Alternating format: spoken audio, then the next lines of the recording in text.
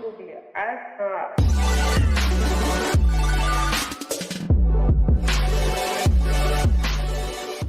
Hey, what is going on, SMT Nation? Thanks for tuning in to watch this edition of the Sneed Mobile Tech YouTube channel. Today we're going to be talking about a subject that a lot of people keep asking me about. And it's not that I don't mind answering, it's just that, it gets asked really frequently. So I thought I'd just address it with a video of its own. Let's frame it with the question: what does T-Mobile do if the merger with Sprint fails? In and of itself, that's a really good question. There's a lot of things T-Mobile could do.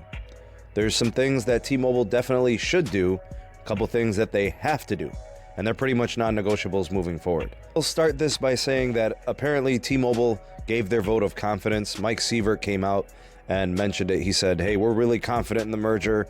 We don't expect it to be an issue moving forward. We expect the judge to side with us, and that's our expectation.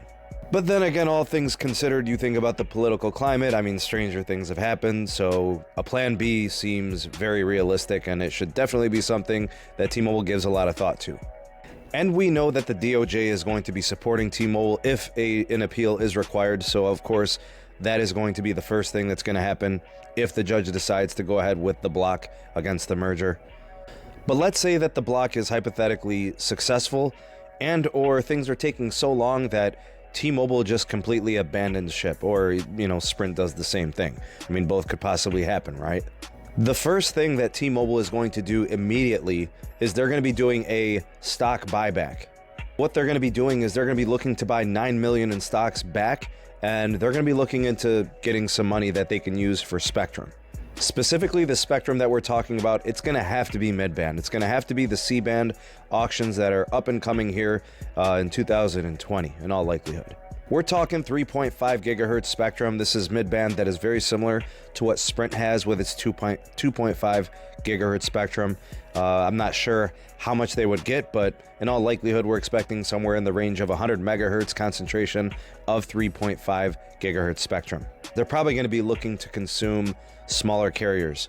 Some of you are familiar with the purchase of larger carriers, buying out different regional carriers, small carriers like that. We saw T-Mobile do it last year, or maybe it was 2018, when they purchased iWireless. With a purchase like iWireless, it basically gives T-Mobile a native network in a state where they had very little or very limited coverage. It essentially bolsters their network in that region. It's actually a lot easier to just purchase a smaller or regional carrier than to build out a network in a place that you previously don't have any coverage. Because you got to install infrastructure and you've got to pay people to install it, and there's a lot of overhead involved. And of course, when those companies installed all of that infrastructure, it was many years ago, so the cost now exponentially more expensive than it was. So with these acquisitions and these buyouts of these smaller and regional carriers, you get infrastructure, you get tower sites, you get spectrum licenses, and you also get customers. These are all things that a company would love to add. I previously mentioned iWireless as a regional carrier that T-Mobile recently purchased, but also think circa like 10 years ago. When was that purchase? So like 2012, Metro PCS was bought out by T-Mobile, and they added tons of customers, all that infrastructure, the spectrum licenses, the holdings, the assets, all of that really helped T-Mobile moving through the decade. So here's what you really need to know about T-Mobile moving forward if they don't get the merger deal going with Sprint. Obviously, there's always the opportunity or the chance that they could approach a different merger. That is definitely a possibility. We do know for sure, though, there is going to be a stock buyback situation. They're going to be buying back tons of stocks and then using that money to acquire assets that'll bolster their network and make them a more fierce and serious competitor moving forward in 5G. I don't know how much they could buy back. I don't know how much they want to, but it's going to have to be a big, hefty amount because 5G is going to need tons of spectrum concentrations. They're going to need a lot of licenses. They're going to need millimeter wave. They're going to need mid-band. They're going to need both. They've got tons of low band. I actually think they should start maybe truly deploying the low band even faster than they already are. They really have to allocate money there.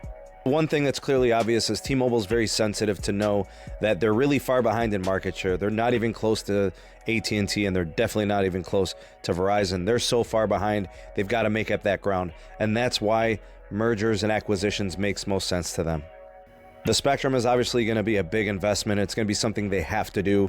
Their network is dealing with congestion in so many markets across the U.S., and they've got to put more spectrum to their low-band 5G, and they definitely have to start building towards a mid-band 5G plan. So this is where that spectrum is going to come in, whether it's C-band or it's, you know, some form of a merger. I mean, who knows what could happen, but they need that spectrum. Their network is not holding up. They have great organic growth, tons of new customers. They need to bolster their networks. They're dealing with a lot of congestion, and the network strain is real. T-Mobile really still hasn't fully addressed their LTE network. There's tons of areas that don't have, you know, band 71 for LTE, or even 700 megahertz for that matter. So they could continue to bolster their LTE network. And of course, there's still going to be a window of a few years where customers are still not buying 5G devices.